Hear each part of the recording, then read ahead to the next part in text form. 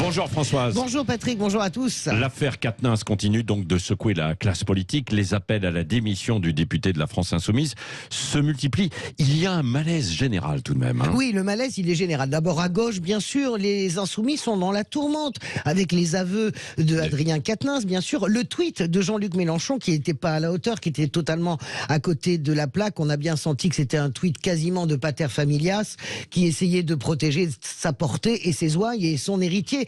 L'un de ses héritiers, d'ailleurs, Jean-Luc Mélenchon le paye très cher, on le verra dans l'IFOP, il le paye cher sur son image, un peu alors fracassé. Ça a été fait, cette enquête avait commencé un petit peu avant, voilà. etc. Mais voilà, mais il apparaît un peu dépassé maintenant aux yeux des Français. En tout cas, moins crédible, même s'il garde une crédibilité assez forte aux yeux des Français, il faut le dire, mais il perd un peu quand même. On en parlera tout à l'heure avec Elisabeth. Et puis il y a la conférence de presse édifiante, vous avez tous vu ces images, ces messieurs qui regardent leurs chaussures, en laissant ces dames bien sûr répondre, ou plutôt bredouiller. Alors, chez les Verts, c'est la sauvagerie à l'état pur, c'est de la barbarie.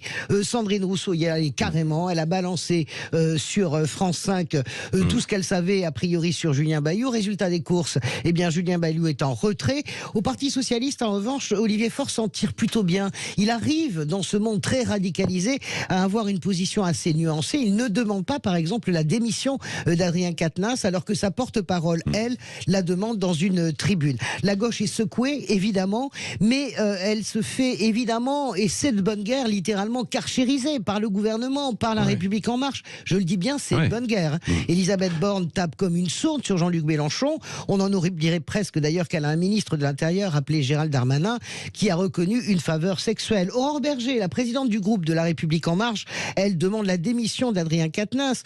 On en oublierait presque qu'elle siège tous les jours aux côtés de Damien Abad qui est visé par une enquête, lui, sur des faits de tentative de viol, et que pendant 5 ans, eh bien, ça ne l'a pas dérangé de siéger aux côtés de Stéphane Tronpi, Benoît Simian et Pierre Cabaret, tous députés LaREM et tous condamnés ou visés par des enquêtes pour harcèlement et agression sexuelle.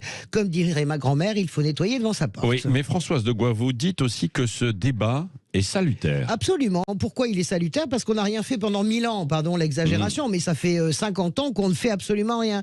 Là, ça sort, évidemment, ça déborde. La libération de la parole des femmes, les réseaux sociaux, les chaînes info, tout ça pousse le pouvoir politique et les partis politiques à réagir. Évidemment, on ne fait pas d'omelette sans casser des œufs. Évidemment, là, il y a une victime expiatoire, c'est Adrien Quatennens, mais il y a d'autres hommes politiques qui forcément se retrouveront peu ou prou dans les mois qui viennent dans la tempête, c'est évident, puisque ce sont des pratiques extrêmement courantes, malheureusement, dans le monde politique. Alors on voit que les partis politiques...